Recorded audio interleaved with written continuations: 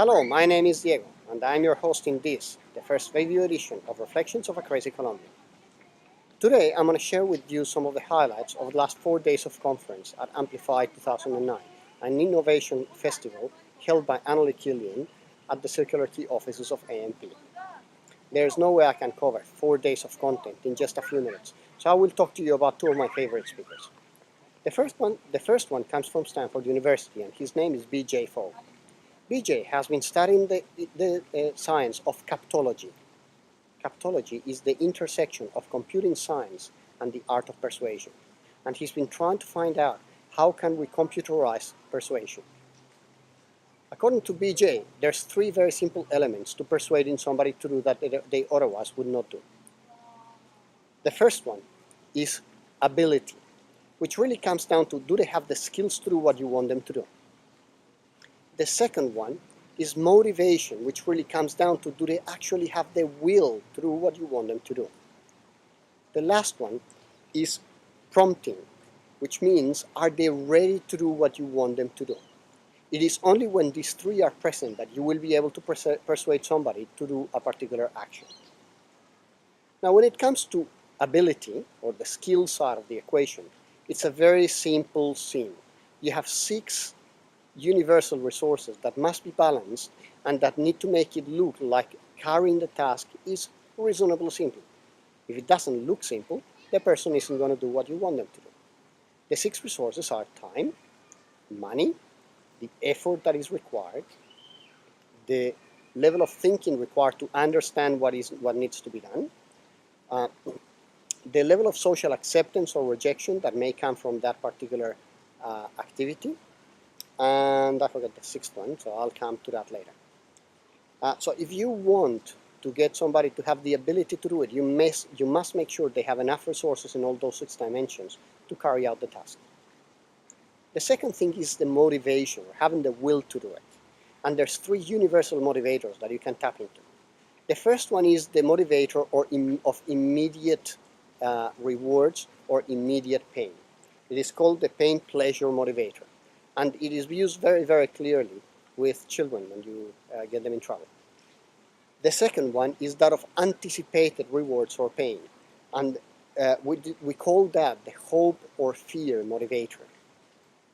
The last one is a little bit at a higher level, and it really is the motivator of belonging or rejection.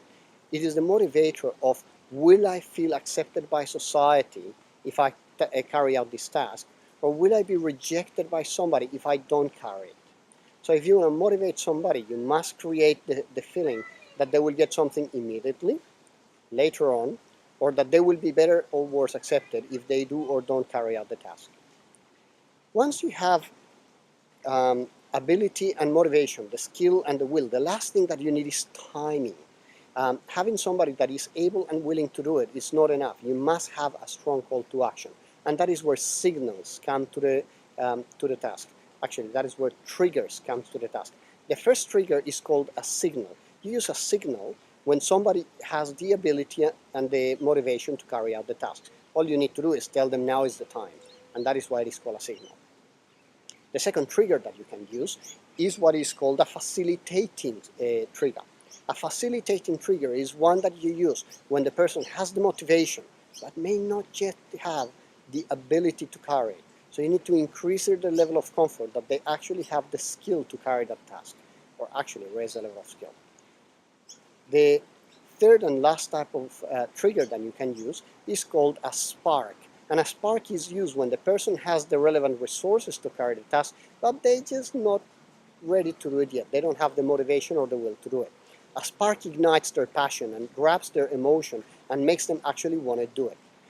So if you want to persuade somebody to do something, you must make sure that they have the ability, you must make sure that they have the motivation, and you must also ensure that you have a trigger that tells them now is the time to use that skill and that will in carrying out the task. So that was the first session that I wanted to share with you. The second one comes courtesy of Spike Jones. Spike is an advisor to corporate clients. He is a storyteller. And he comes from a company called Brains on Fire. Spike's company helps corporations find their identity, connect with it, and share it with their customers. And the reason they do that is because they believe that everybody has a story, and that story is part of their identity. And when you connect with your identity, you connect with people's true essence. According to Spike, the best way to communicate your identity is through stories. So he came to tell us about how to tell a story. There are seven elements to telling a story successfully. The first one is simplicity. Make sure you don't overcomplicate the story. Keep it to the essential parts and get rid of the rest. The second one is unexpectedness. You must be willing to dare to be different. You must make it unique, memorable, something people will remember. Otherwise, it'll be just a passing story. The third element is concreteness. You must paint a very detailed picture using words or photos to ensure that the details get etched in the memory of your audience and they will carry it with them forever. The fourth element is credibility. If your story is too far-fetched, they're not going to believe it. You must make it believable, because unless they believe it, they're not going to own it. The fifth element is emotion. Look, we all lack a bit of drama, and you are no exception. So if you want to tell a successful story, make sure that it has a bit of drama and a little bit of emotion. Make sure that it connects with your audience. Otherwise, it's going to be pretty hard for them to take it away. The sixth element is a script. Every story must have a start, a middle, and an end. And without a script, you have no story. The seventh and last element is solutions. Every story should have a happy ending, although some Hollywood producers would like you to believe that that's not the case. So make sure that your story has a happy ending and gives the audience something nice to take away. He also said that successful stories not only must use all those 7 elements, but must have fire on them. And FIRE is another acronym for the following. First of all, it must be fascinating. Make sure that when you tell your story, you create a level of anticipation and fascination with the story.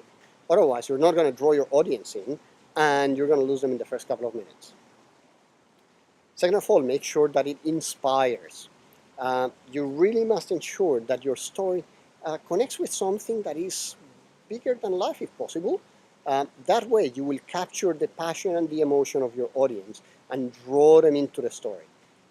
As you tell the story, you need to make sure that you take it to the point where you actually give the audience a reward, something they can take away, something that they can extract from the story, make it their own, and make it part of their own life. Lastly, you must ensure that your story is engaging. Make it personal. Make sure that they actually connect with it at a personal level so that they actually can make it their own story as well. So those were the 2 workshops that I attended at AMPlify, and 2 of the most engaging presenters that I have seen in a long time. I hope you enjoyed today's edition of Reflections of a Crazy Colombian, and I would love if you can share some comments about whether this format works better, worse, or the same for you than the written word. Thank you, and see you next time.